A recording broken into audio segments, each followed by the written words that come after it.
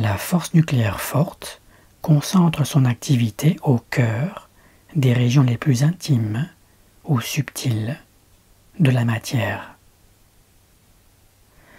Elle maintient ensemble les particules constitutives du noyau des atomes. Ces particules, les quarks, sont considérées comme étant à l'intérieur du noyau même de l'atome. Le noyau est donc assimilé à un cadre les enfermant, un enclos les contenant. Cette force est responsable de la différence entre tel ou tel type de matériau, tel ou tel type d'atome, plus exactement.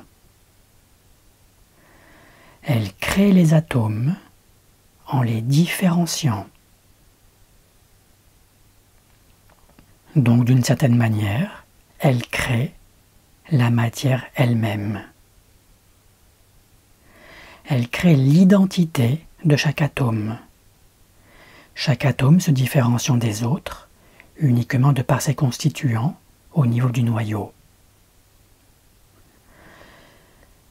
Nous avons tous ou presque vu ou appris à l'école le fameux tableau périodique des éléments. Ce tableau distingue les atomes les uns des autres, et donc également les substances qui en sont formées. Or, ce qui distingue les atomes les uns des autres est donc par exemple le cuivre du zinc, ou bien encore le plomb de l'or, eh bien, c'est la force nucléaire forte. La force nucléaire forte maintient ensemble les particules constitutives du noyau des atomes, exactement comme les braises d'un feu, parce qu'elles sont maintenues ensemble, maintiennent le feu en tant que foyer. La science physique dit de cette force que son intensité augmente avec la distance, ce qui est une manière assez curieuse de décrire une force. Elle est comme un feu qui rayonnerait sa chaleur dans toutes les directions. Un feu qui serait donc de nature expansive. Cette force est ce qui a été appelé le feu dans les enseignements de sagesse. Elle y était considérée comme la véritable origine de la lumière et comme possédant les propriétés fondamentales de la chaleur et de l'expansion. La science physique, c'est d'elle qu'elle est responsable des réactions dites thermonucléaires, donc qui produisent de la chaleur, et qu'elle est aussi à la source du rayonnement lumineux des étoiles, donc de la lumière dans l'univers.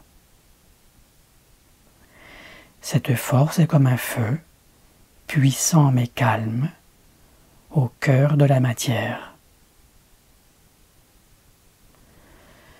On considère que le feu, pour l'appeler d'une manière plus universelle, est une force latente partout dans l'univers.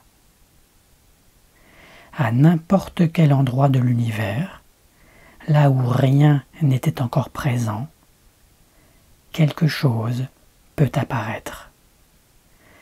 Quelque chose peut être créé.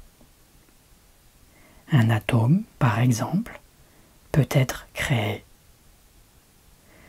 Là où il n'y avait rien, il y a maintenant quelque chose. Là où il n'y avait rien de créé, bien sûr, il y a maintenant quelque chose de créé.